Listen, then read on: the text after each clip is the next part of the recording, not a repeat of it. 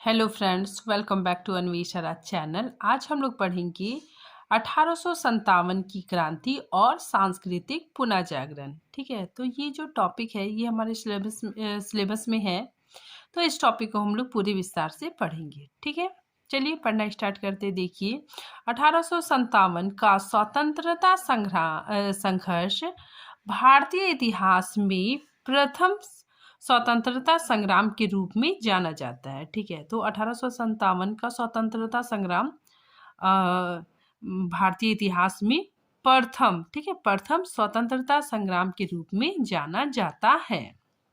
ठीक है, आगे देखिए, 1857 की क्रांति से प्रथम स्वतंत्रता संग्राम की शुरुआत मंगल पांडे, ठीक है, मंगल पांडे ने की थी। ठीक है, तो मंगल पांडे ने ही इस क्रांति की शुरुआत की थी। ठीक है, आगे देखिए, 1857 का संग्राम ब्रिटिश शासन के खिलाफ एक बड़ी और अहम घटना थी। इस क्रांति की शुरुआत 10 मई 1857 ईस्वी को मेरठ, ठीक है, मेरठ में हुई, जो धीरे धीरे कानपुर, बरेली, झांसी, दिल्ली, अवध आदि स्थानों पर फैल गई। ठीक है, मतलब शुरू में ये मतलब मेरठ में हुआ था। ठीक है, लेकिन धीरे धीरे ये क्रांति अन्य जगहों में भी फैल गई। ठीक है, देखिए आगे, क्रांति की शुरुआत तो एक सैन्य विद्रोह के रूप में हुई।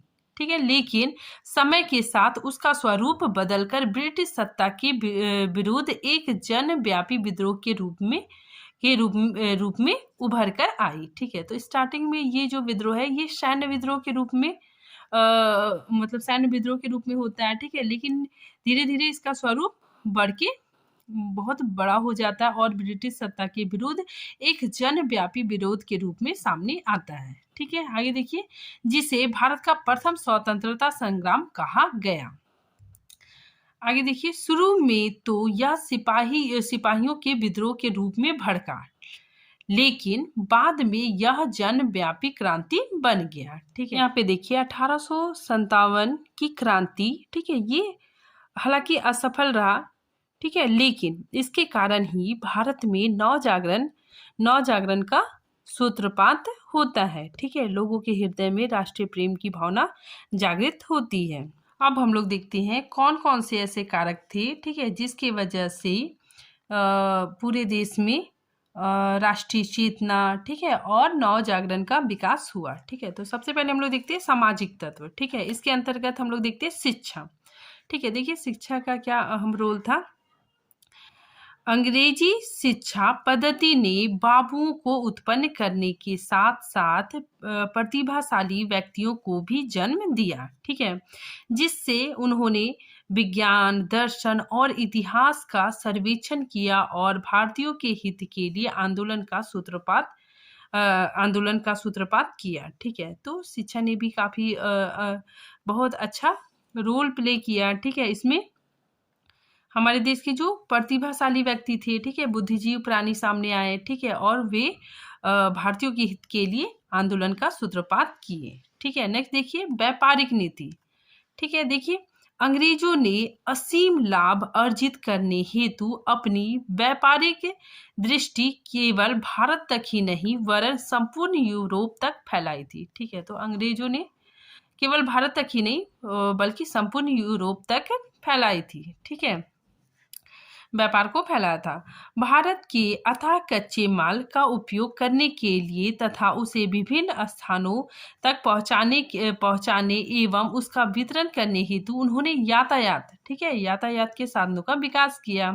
ठीक है, रेलवे का विकास हुआ, रेल का विकास हुआ, तो यातायात के साधनों का विकास किया, जिससे समाज सुधारक, ठीक है, जो हमारे देश के समाज सुधारक थे, ठीक है, तो जिससे समाज सुधारकों को आवागमन की सुविधा प्राप्त हो गई। ठीक है, जिसके परिणाम स्वरूप वे एक सक्रिय संगठन बनाने में सफल हुए। ठीक है, तो जिसके परिणाम स्वरूप ये जो समाज सुधारक थे, ठीक है, ये एक सक्रिय संगठन बनाने में सफल हुए। संप्रदायवादी नीति। ठीक है, देखिए, अंग्रेजों ने भारतीय हिंदू, मुसलमानों, ठीक है, आदिवासी, शूद्र एवं अन्य वर्णों के मध्य सदैव तनाव बढ़ाने का प्रयत्न करते थे। ठीक है, तो अंग्रेज हमेशा जाति के नाम से, ठीक है, जाति के नाम पर हिंदू मुस्लिम को आपस में लड़वाते रहते थे, ठीक है, जिससे इनमें एकता स्थापित ना हो सके। किंतु उनका यह कुचक्र अधिक समय तक नहीं चला, ठीक है। भारतीयों ने सहिष्णुता के सिद्धांत, ठीक है, को अपनाकर अन्याय को सहन नहीं किया, ठीक है।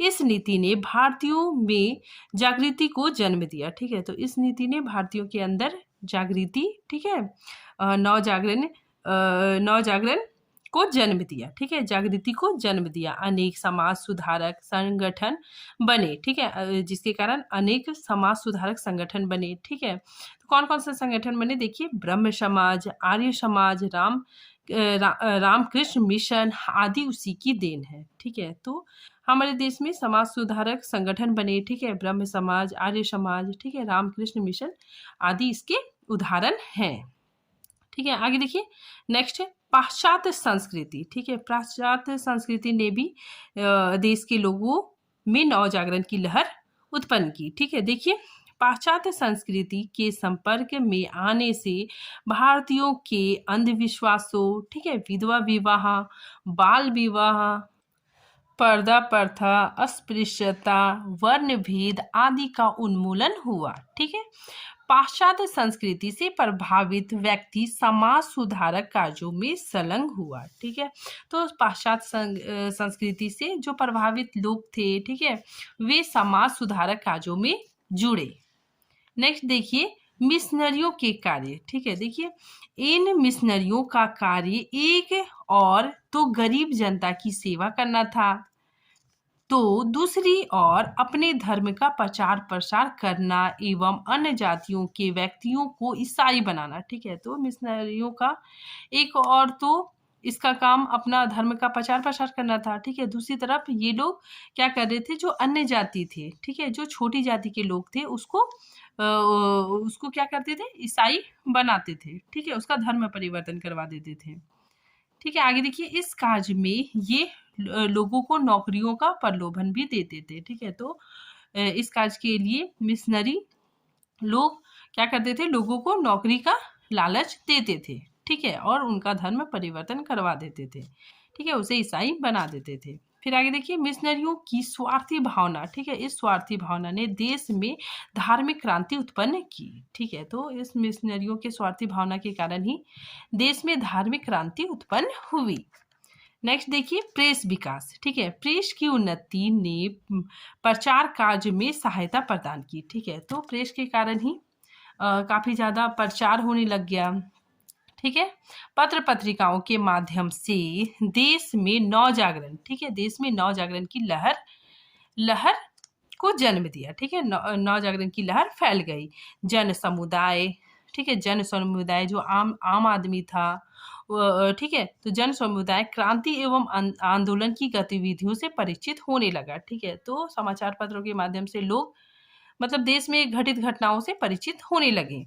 प्रेस की उन्नति से नवजागरण के संदेश ने एक सुदृढ़ एवं शक्तिशाली जन मत तैयार किया, ठीक है। तो प्रेस की उन्नति से क्या होने लगा, नवजागरण का संदेश लोगों तक पहुंचने लगा, ठीक है, लोग जागरूक होने लगे, जिससे नवजागरण की गति और भी तीव्र हो गई। आगे देखिए, सामाजिक कुप्रथाओं एवं सुधारक संस्थाएं, ठीक है। कौन कौन सी ऐसी संस्थाएं थी, ठीक है, जो मतलब समाज को सुधारने में काफी अहम भूमिका निभाती है, ठीक है। देखिए, सांस्कृतिक नवजागरण का प्रयास, ठीक है। सबसे पहले हम लोग देखते हैं सांस्कृतिक नवजागरण का प्रयास। देखिए, भारत में असंख्य कुप्रथाएं, ठीक है, मतलब उस समय देश में बहुत ज्यादा कुप्रथाएं थी, ठीक है।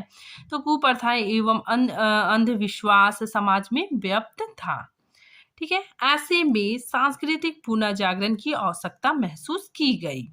ऐसे में ब्रह्म समाज, ठीक है, प्रार्थना समाज, Ramakrishna mission, Arya Samaj, theosophical society आदि की स्थापना की गई, ठीक है।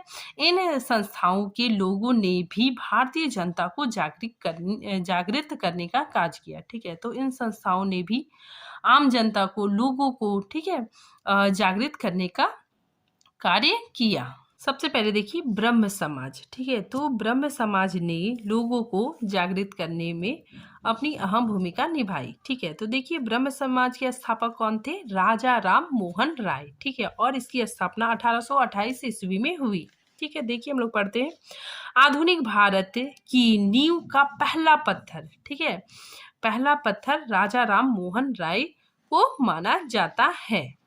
नेक्स्ट देखिए ब्रह्म समाज की स्थापना राजा राम मोहन राय द्वारा 20 अगस्त 1828 को कोलकाता में की गई, ठीक है।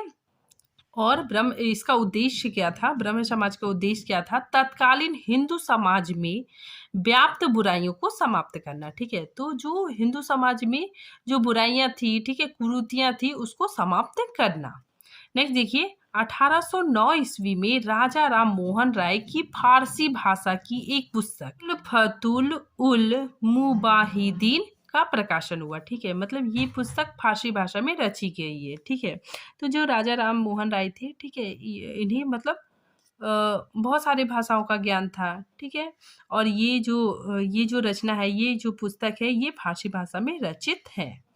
आगे देखिए राजा राम मोहन राय ने 1814 ईस्वी में आत्मीय सभा की स्थापना की तथा 1817 में डेविन हेयर की सहायता से हिंदू कॉलेज की स्थापना की, ठीक है। तो ये सब काफी इंपॉर्टेंट है, ठीक है। तो इन्होंने महत्वपूर्ण कार्य किए, ये आप लोग याद रखिएगा, ठीक है। कभी कभी एग्जाम में पूछा जाता है, ठीक है, काफी इंपॉर्टेंट है। देखिए 1828 ईस्वी में ब्रह्म समाज का गठन किया था, ठीक है, जिसमें हिंदू धर्म में आए कुरीतियों को दूर करना इसका उद्देश्य था, ठीक है। नेक्स्ट देखिए 1825 में वेदांत कॉलेज की स्थापना की, ठीक है। तो राजा राम मोहन राय ने 1825 ईस्वी में वेदांत कॉलेज की स्थापना की। नेक्स्ट देखिए इन्होंने 1820 में प्रेसिडेंट ऑफ जीसस, ठीक है, की रचना की, ठीक है। तो इन्होंने ईसाई धर्म का भी इन्होंने काफी अध्ययन किया, ठीक है, और इन्होंने ये रचना रची। नेक्स्ट देखिए 1821 में संवाद कौमुदी, ठीक है, ये क्या है? एक पत्रिका है, ठीक है। तो इन्होंने निकाला था। तो 1821 में संवाद कौमुदी जो बंगला भाषा में, ठीक है, इन्होंने ये पत्रिका निकाली थी, ठीक है। काफी इंपॉर्टेंट है, पूछा जाता है, ठीक है, कि ये पत्रिका किसने निकाली? तो राजा राम मोहन राय ने निकाली थी, ठीक है। ये इनकी बंगला भाषा में ये पत्रिका है, ठीक है, पहली पत्रिका। नेक्स्ट देखिए नव जागरण का अग्रदूत, ठीक है, इन्हें नव जागरण का अग्रदूत और आधुनिक भारत का पिता भी कहा जाता है। नेक्स्ट देखिए 1830 में अकबर द्वितीय ने, ठीक है, अकबर द्वितीय ने ब्रिटेन, इन्हें राजा राम मोहन राय को ब्रिटेन भेजा था, ठीक है, और इन्हें राजा की उपाधि दी, ठीक है। देखिए इनके नाम के आगे जो राजा लगता है, तो ये राजा नहीं थे, ठीक है, तो इसे राजा की उपाधि दी गई थी। तो किसने दिया था? अकबर द्वितीय ने, ठीक है, इन्हें राजा की उपाधि दी थी। आगे देखिए इन्होंने सती प्रथा पर प्रतिबंध लगाया था, ठीक है। तो इन्होंने सती प्रथा पर प्रतिबंध लगाया था कब? 1829 ईस्वी में, ठीक है। इन्होंने ही सती प्रथा को मतलब खत्म किया था, ठीक है। देखिए ये महिलाओं के उत्थान के काफी पक्षधर थे, ठीक है। उन्हीं के प्रयासों के फलस्वरूप 1829 में लॉर्ड विलियम बेंटिक ने सती प्रथा पर प्रतिबंध लगाया, ठीक है। तो इन्हीं की वजह से जो उस समय लॉर्ड विलियम बेंटिक थे, ठीक है, उन्होंने सती प्रथा पर प्रतिबंध लगाया, ठीक है। नेक्स्ट देखिए ये जातिवाद के विरोधी थे, ठीक है। और जो राजा राम मोहन राय है, ठीक है, ये विधवा विवाह, ठीक है, विधवा विवाह और स्त्री पुरुष के समान अधिकार के समर्थक थे, ठीक है। तो ये विधवा पुण्य विवाह पर भी जोर देते थे, ठीक है, और स्त्री पुरुष के समान अधिकार की बात करते थे, ठीक है। और ये मूर्ति पूजा के भी विरोधी थे, ठीक है। तो देखिए मूर्ति पूजा को धर्म का बाह्य आडंबर मानते थे, ठीक है। नेक्स्ट देखिए 1833 में लंदन ब्रिस्टल में राजा राम मोहन राय की मृत्यु हो गई, ठीक है। तो इनकी जो मृत्यु है वो 1833 ईस्वी में लंदन का एक जगह है, ठीक है, ब्रिस्टल, में इनकी मृत्यु हो गई। देखिए आर्य भाषा, ठीक है, तो आर्य भाषा के स्थापक कौन थे? दयानंद सरस्वती, ठीक है, और दयानंद सरस्वती मूर्ति पूजा और बहुदेववाद के विरोधी थे, ठीक है, तो ये मूर्ति पूजा के विरोधी थे और इनका जन्म 1824 में हुआ था और इनकी मृत्यु 1833 में हो गई थी। आगे देखिए आर्य समाज की स्थापना स्वामी दयानंद सरस्वती द्वारा 1875 ईस्वी में बम्बई में की गई, ठीक है। नेक्स्ट देखिए इनके बचपन का नाम मूल शंकर था। फिर आगे देखिए पूर्णानंद ने दयानंद सरस्वती नाम दिया, ठीक है, तो पूर्णानंद जी ने ही इन्हें दयानंद सरस्वती नाम दिया और इनके गुरु का नाम स्वामी विरजानंद था। आगे देखिए आर्य समाज का प्रमुख उद्देश्य वैदिक धर्म को पुनः शुद्ध रूप से स्थापित करने का प्रयास, ठीक है, भारत को धार्मिक, सामाजिक व राजनीतिक रूप से एक सूत्र में बांधने का प्रयास, ठीक है, तथा पाश्चात्य प्रभाव को समाप्त करना, ठीक है, तो इसका मुख्य उद्देश्य था। बाल विवाह, पुरोहित व्यवस्था, ठीक है, विधवा व्यवस्था, सती प्रथा एवं पर्दा प्रथा का विरोध किया, ठीक है, तो दयानंद सरस्वती ने बाल विवाह, ठीक है, पर्दा प्रथा, सती प्रथा, इन सब चीजों का विरोध किया। आगे देखिए वेदों की ओर लौटो, ठीक है, इनका एक नारा था वेदों की ओर लौटो, ठीक है, का नारा दिया। आगे देखिए सामाजिक सुधार के क्षेत्र में इन्होंने छुआछूत एवं जाति प्रथा की आलोचना की, ठीक है, तो इन्होंने छुआछूत और जाति प्रथा की आलोचना की। नेक्स्ट देखिए इनके विचारों का संकलन इनकी कृति सत्यार्थ प्रकाश, ठीक है, सत्यार्थ प्रकाश में मिलता है, ठीक है, जिनकी रचना इन्होंने हिंदी भाषा में की थी। नेक्स्ट देखिए 1883 ईस्वी में अजमेर, ठीक है, अजमेर में इनकी मृत्यु हो गई, ठीक है, दयानंद सरस्वती की मृत्यु अजमेर में हो गई। नेक्स्ट देखिए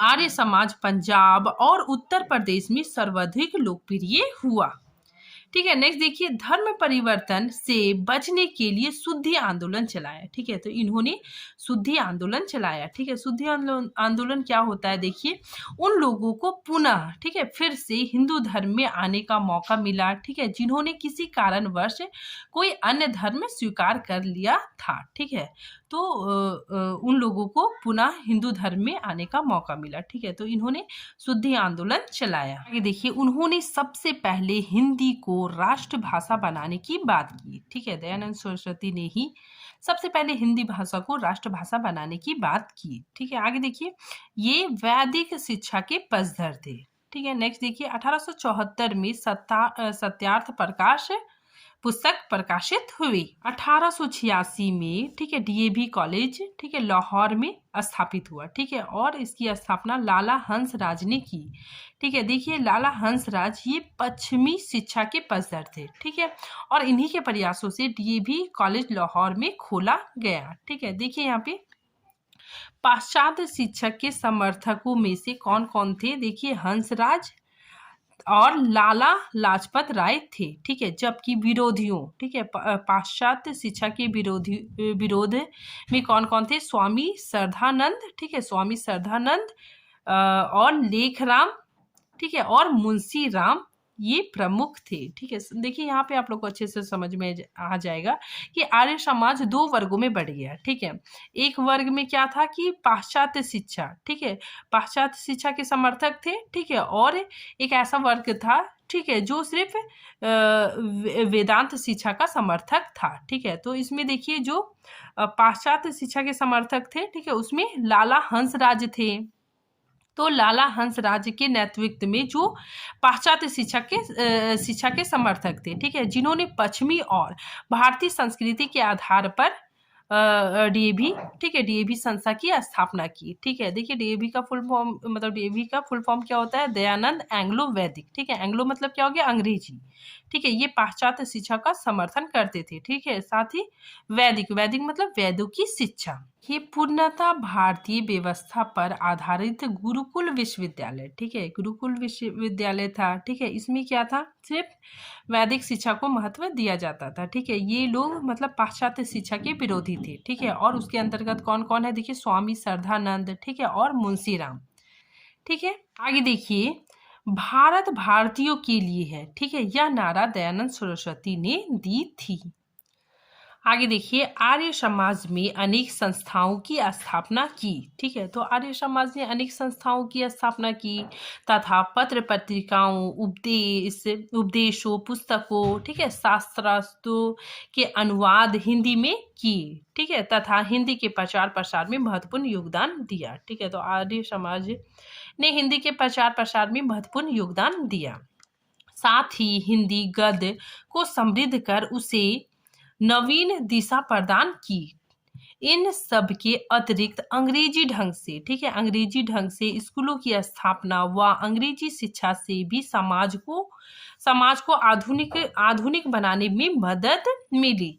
प्रेस, नई अर्थ व्यवस्था, यातायात आदि ने आधुनिकता को बढ़ावा मिला, ठीक है। तो प्रेस, नई अर्थव्यवस्था, ठीक है, यातायात आदि से आधुनिकता को बढ़ावा मिला, ठीक है। औद्योगिकरण, संचार साधनों में वृद्धि से भारत को नई गति मिली, ठीक है। तो आर्य समाज ने काफी योगदान दिया, ठीक है। आगे देखिए, प्रार्थना समाज, ठीक है। 1866 ईस्वी में केशव चंद्र सेन के प्रयासों से बम्बई में प्रार्थना समाज की स्थापना हुई, जिसके उन नायक महादेव गोविंद रानडे थे, ठीक है, जिन्होंने सामाजिक रूढ़ियों व कुरीतियों के विरुद्ध निरंतर संघर्ष किया, ठीक है।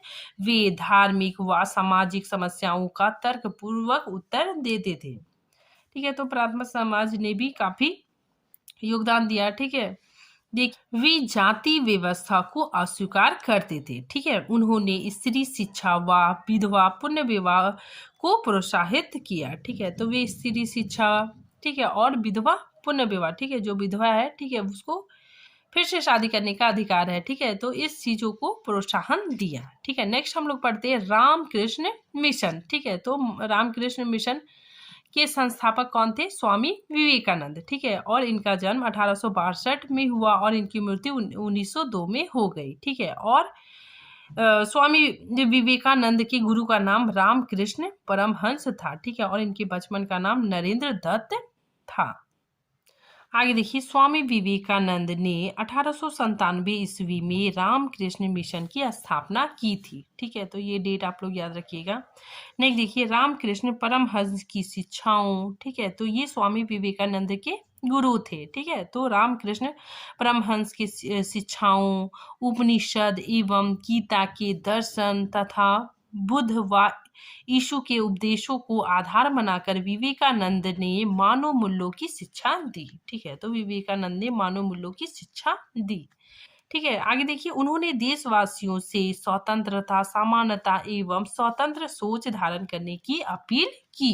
विवेकानंद एक महान मानवतावादी थे, ठीक है, तथा उन्होंने रामकृष्ण मिशन के माध्यम से मानवीय सहायता, ठीक है, मानव की सहायता करना, ठीक है, और सामाजिक कार्यों को अपना सर्व प्रमुख उद्देश्य बनाना। उन्होंने आध्यात्मवाद और भौतिकवाद के संतुलन पर बल दिया, ठीक है। तो इन्होंने आध्यात्मवाद और भौतिकवाद के संतुलन पर बल दिया, ठीक है। फिर देखिए, ये काफी इम्पोर्टेंट है। विवेकानंद ने 1896 ईस्वी में न्यूयॉर्क में वेदांत सोसाइटी की स्थापना की है, ठीक है, की थी। फिर नेक्स्ट देखिए, 1897 ईस्वी में स्वामी विवेकानंद ने रामकृष्ण मिशन की स्थापना की थी, ठीक है। तो ये काफी इंपॉर्टेंट है।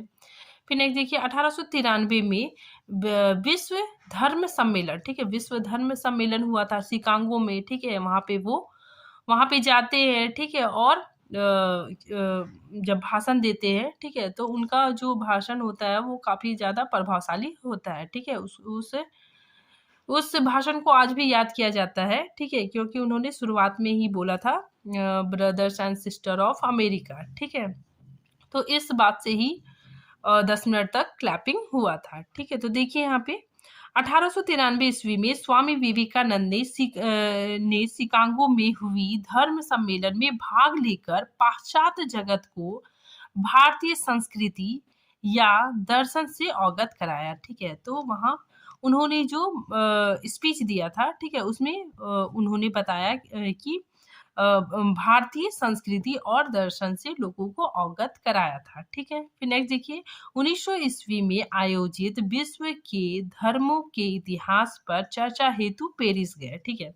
तो शिकागो जाने के बाद फिर विवेकानंद पेरिस भी गए थे, ठीक है, वहां पे भी उन्होंने स्पीच दिया था, ठीक है। आगे देखिए, रामकृष्ण मिशन का कलकत्ता के बेलूर और अल्मोड़ा के मायावती नामक स्थानों पर मुख्यालय खोला गया है। आगे देखिए, थियोसॉफिकल सोसाइटी, ठीक है, इसकी स्थापना 1875 ईस्वी में हुई थी, ठीक है। देखिए, थियोसॉफिकल सोसाइटी की स्थापना 1875 ईस्वी में मैडम वेस्की एवं कर्नल अलकाट द्वारा न्यूयॉर्क यानी यूएस में की गई थी, ठीक है। आगे देखिए, जनवरी 1886 में मैडम वेस्की भारत आई, ठीक है, तो ये मैडम भारत आई, ठीक है, तथा मद्रास में अंडियार के निकट मुख्यालय स्थापित किया, ठीक है। फिर आगे देखिए, भारत में इस आंदोलन को फैलाने का श्रेय, ठीक है, तो भारत में इस आंदोलन को फैलाने का श्रेय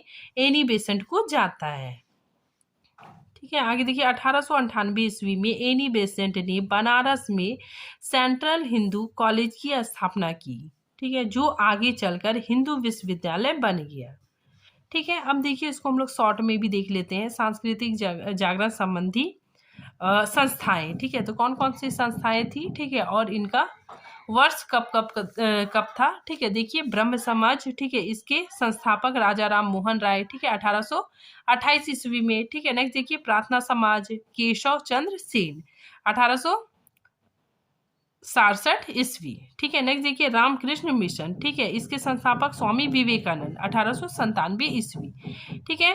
फिर आर्य समाज के संस्थापक दयानंद सरस्वती 1875 ईस्वी, ठीक है।